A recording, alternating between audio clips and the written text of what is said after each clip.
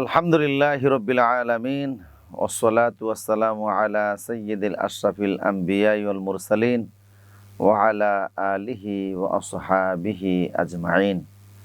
কাছের দূরের দেশের প্রবাসের পৃথিবীর বিভিন্ন প্রান্ত থেকে যারা আমাদেরকে দেখছেন সবাইকে ফব টিভি নিবেদিত ফব ইসলামিক দৃষ্টি অনুষ্ঠান থেকে স্বাগত, শুভেচ্ছা এবং অভিনন্দন জানাচ্ছি। প্রিয় সুধী, আপনারা নিয়মিত ফব টিভির মাধ্যমে ইসলামিক বিভিন্ন প্রশ্নের উত্তর জেনে থাকেন এবং ধারাবাহিক বিভিন্ন বিষয় থেকে দেশের উল্লেখযোগ্য খ্যাতিনামা ইসলামিক স্কলারদের পক্ষ থেকে বক্তব্য শুনে থাকেন।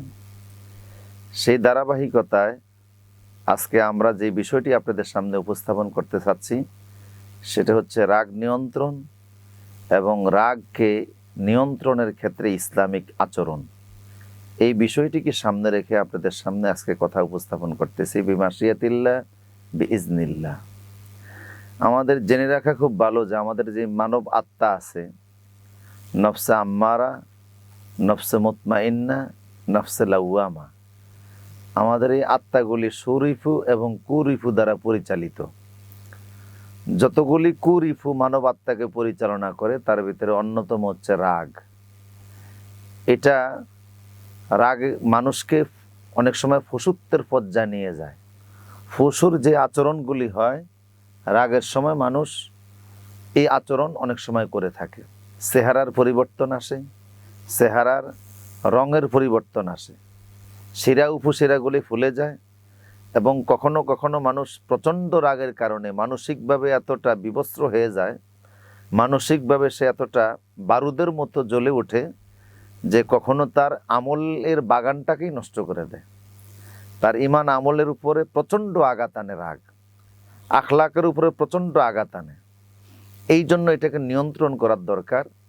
মানব সৃষ্টি হিসাবে প্রত্যেক মানুষের ভিতরেই কম বেশি রাগের ছোঁয়া আছে, এটা একেবারেই নির্মূল করা সম্ভব না। তবে ইসলামিক আচরণের মাধ্যমে আমরা এটাকে নিয়ন্ত্রণ করব, এটাই হচ্ছে ইসলামের বিধান। আমরা এটাকে নিয়ন্ত্রণ করার চেষ্টা করব সাহাবায়ে কেরাম যেভাবে নিয়ন্ত্রণ করেছিলেন। বুজুর্গানে দিন, সালফে সালেহিন, আমাদের সালাফরা, তাদের শরীরেও রাগ ছিল, কিন্তু কোরআন সুন্নাহকে সামনে রেখে তারা যেভাবে নিজেদেরকে নিয়ন্ত্রণ করেছিলেন, কিভাবে তারা নিয়ন্ত্রণ করতেন এবং রাগ নিয়ন্ত্রণের ফজিলত কি, এই বিষয়গুলি আমাদের আলোচনায় চলে আসবে ইনশাআল্লাহ। আমাদের জেনে রাখা খুবই দরকার যে রাগ, আমরা জানি শয়তান হচ্ছে আগুনের তৈরি। আর মানব শরীরের ভিতরে যে চারটা মৌলিক অংশ আছে, আগুন, পানি, মাটি, বাতাস, প্রত্যেকটা মানুষের শরীরে এই পদার্থের চারটি অংশ আছে। তো মানব শরীরে যেহেতু আগুন আছে, রাগের সময় শয়তানের ওয়াসওয়াসার কারণে এই আগুনটা অগ্নিস্ফুলিঙ্গের মতো জ্বলে ওঠে। আর তখন মানুষ চরমভাবে রাগকে নিয়ন্ত্রণ করতে না পেরে বিধ্বস্ত এবং ক্ষতিগ্রস্ত হয়। রাগকে যারা দমন করবে, নিয়ন্ত্রণ করবে, তাদের ব্যাপারে আল্লাহ সুবহানাহু ওয়া তাআলা পুরস্কারের ঘোষণা দিয়েছেন। কোরআনে কারিমে আল্লাহ পাক রাসূল আরবি সাল্লাল্লাহু আলাইহি সাল্লামকে টার্গেট করে বলেছেন, ফাবিমা রাহমাতিম মিনাল্লাহ লিনতা লাহুম ওয়ালাউ কুনতা ফাযযান গালিযাল কলবি লাং ফাদ্দু মিন হাওলিক। আল্লাহ পাক রাসূল আরবি বলেছেন যে আপনি আল্লাহর অনুগ্রহে নরম হয়েই গেলেন। তো বোঝা গেল গরমের কিছু অংশ সব মানুষের ভিতরেই আছে, নবীদের ভিতরেও ছিল। মুসা আলাইহিস সালামকে আল্লাহ পাক বলছেন, তুমি যখন দাওয়াত দিতে যাবা ফেরাউনের সামনে, ফাকুলা লাহু কাওলান লাইয়্যিনা, তখন নরম ভাষায় তুমি কথা বলবে। তিনি এতটা গরম ছিলেন যে থাপ্পড় মেরে আজরাইল আলাইহিস সালামের চোখ ফালিয়ে দিয়েছেন, এটা বুখারীতে হাদিসে আছে। কিন্তু দাওয়াতের ব্যাপারে তিনি যথেষ্ট নরম ছিলেন, রাগকে কন্ট্রোল করেছেন। তো নবীদের শরীরেও রাগ ছিল। আল্লাহ পাক বলেছেন যে লিনতা লাহুম, কিন্তু আপনি নরম হয়েই গেলেন। সেই যুগে রাসূলের সাথে কিছু মানুষ যারা তখনও কালচার শিখে নাই, আনকালচার ছিল, এই জাতীয় লোকগুলিও যখন আসতো তিনি তাদের সাথে এতটা নরম আচরণ করতেন। এক লোক রসুলের কাছে সাহায্য চাইতে এসেছে, রসুলের গলায় তখন একটা চাদরের মতো ছিল, লোকটা রসুলকে নিজের দিকে আকর্ষণ করতে গিয়ে চাদর দিয়ে এমন জোরে টান দিয়েছে যে রসুলের ঘাড়ের ভিতরে ওই চাদরের দাগ পড়ে গেছে। রসুল আরবি যখন তার দিকে তাকাইলেন তখন সেই লোকটা বলল, মোহাম্মদ, আমি তোমার কাছে আসছি কিছু সাহায্য চাওয়ার জন্য। এটা সাহায্য চাওয়ার নমুনা, এটা পদ্ধতি। কিন্তু রসুল তার দিকে তাকে একটা মুচকি হাসি দিলেন। আরেক লোক মসজিদ নববীতে পেশাব করে দিয়েছে, সাহাবা কেরাম তাকে মারতে উদ্যত হলেন। রসুল বললেন যে না, তাকে মেরো না, এখানে এক বালতি পানি ঢেলে দাও এবং তাকে বুঝিয়ে বলো যেটা মসজিদ, পবিত্র জায়গা, এখানে আবাদত করা হয়।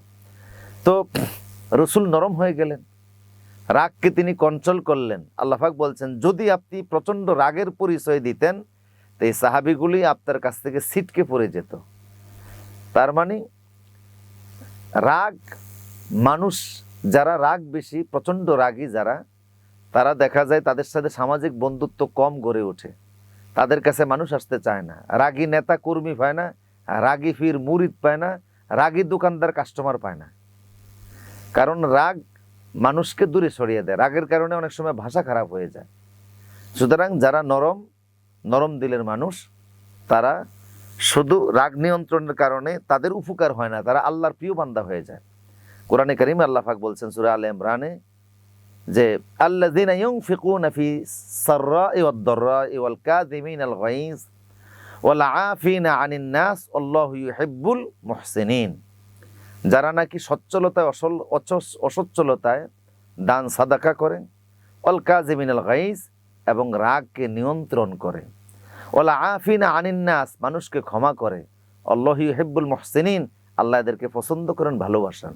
তার মানে রাগ যারা নিয়ন্ত্রণ করে আল্লাহ তাদেরকে ভালোবাসেন। তাফসিরের কিতাবের ভিতরে এসেছে যে হযরতে হোসাইন রাদিয়াল্লাহু তাআলা, ইমাম হোসাইন, তিনি একদিন খাবার খাচ্ছিলেন দুপুরে, ওনার যে দাস ছিল, খাদেম ছিল, সে খাবার পরিবেশন করতেছিল।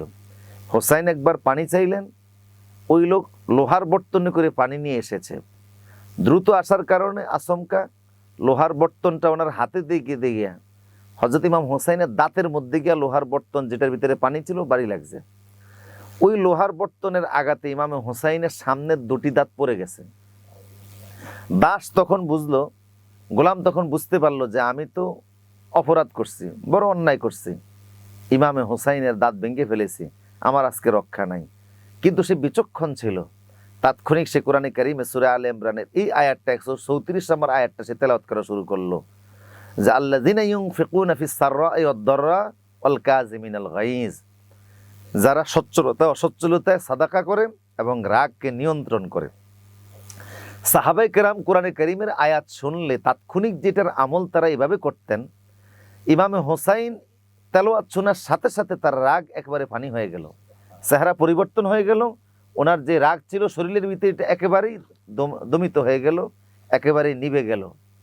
গোলাম চিন্তা করলো যে ওনার রাগ চলে গেছে, রাগ ঠান্ডা হয়ে গেছে, কিন্তু আমাকে তো কেসাস নেওয়া হবে, কারণ আমি ওনার দাঁত ভাঙছি, বিনিময়ে আমারও ভাঙ্গা হবে।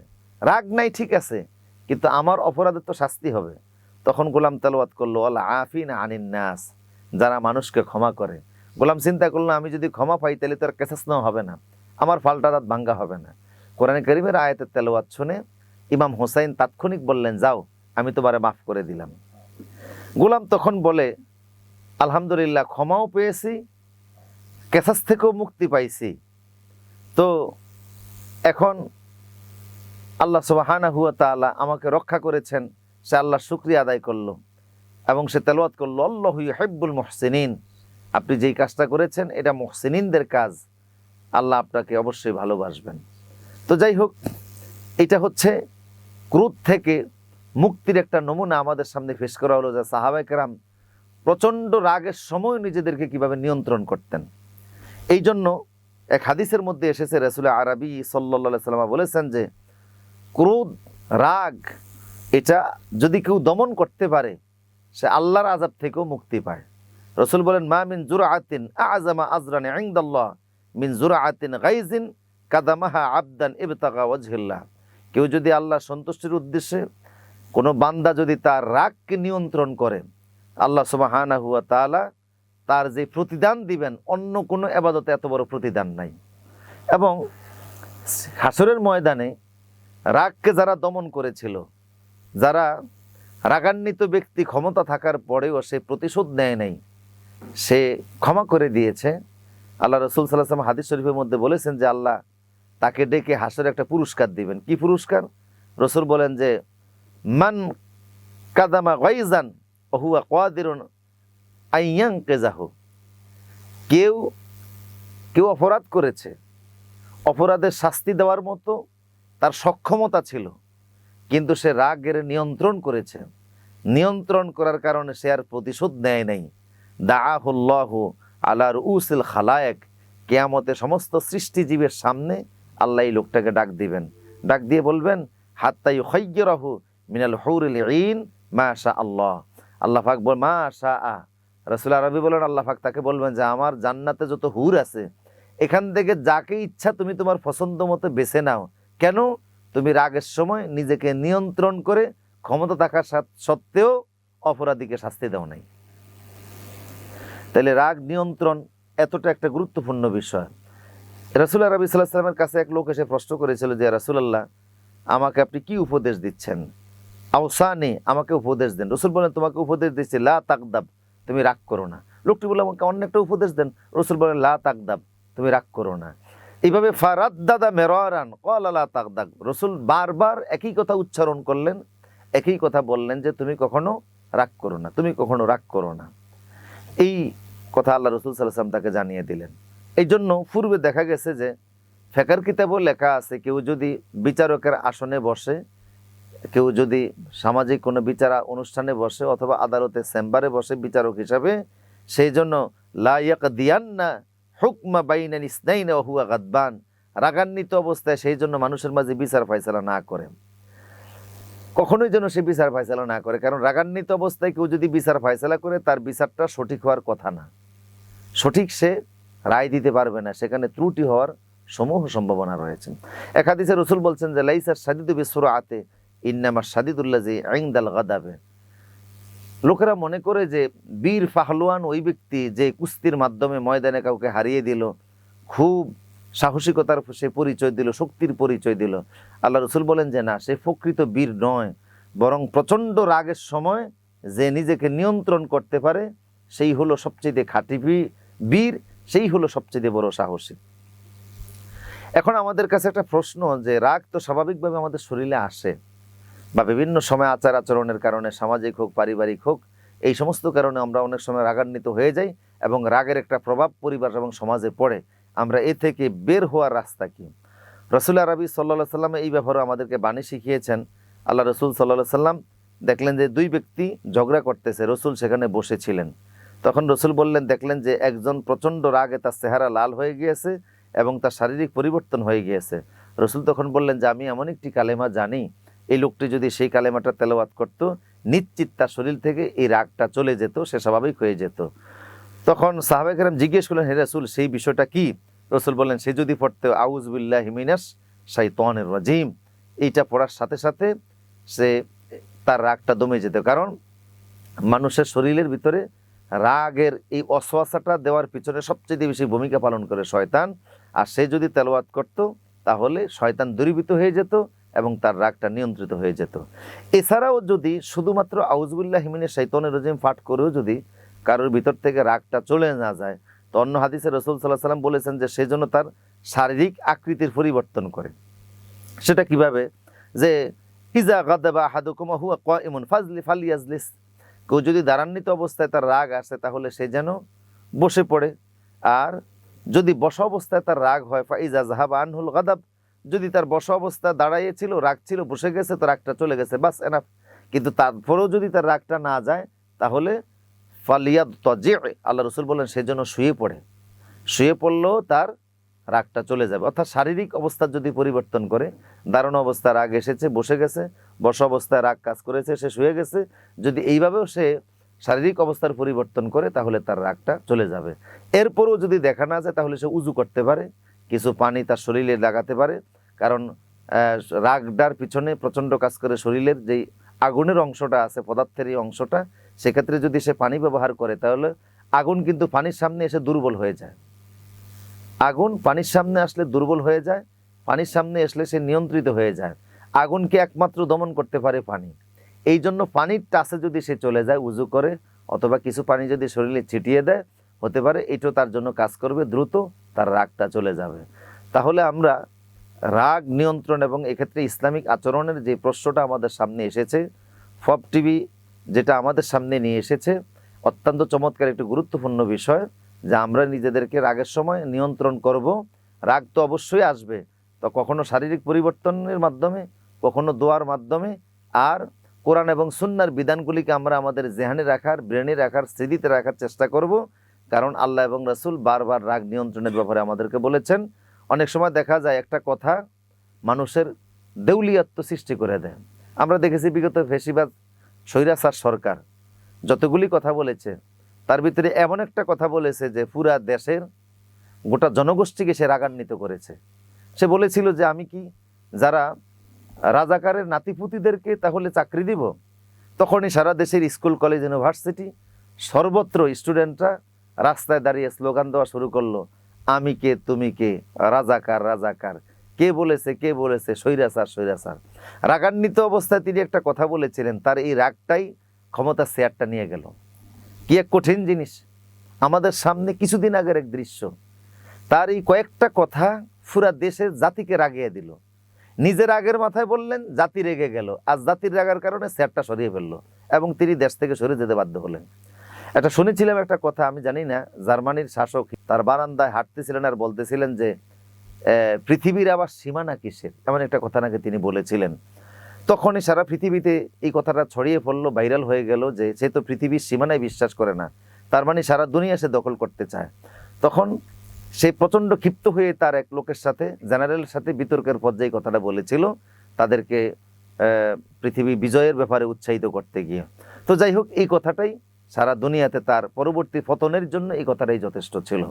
এই জন্য রাগের সময় যে কোনো কথা বলতে নেই, রাগের সময় যে কোনো কথা বলতে নেই, নিজেকে নিয়ন্ত্রণ করা এবং নিয়ন্ত্রণের ক্ষেত্রে ইসলাম যে পদ্ধতিগুলি বলেছে সেই পদ্ধতিগুলি অনুসরণ করা, তাহলেই হয়তোবা বড় মানের ক্ষতি থেকে নিজেকে সেভ করা যাবে।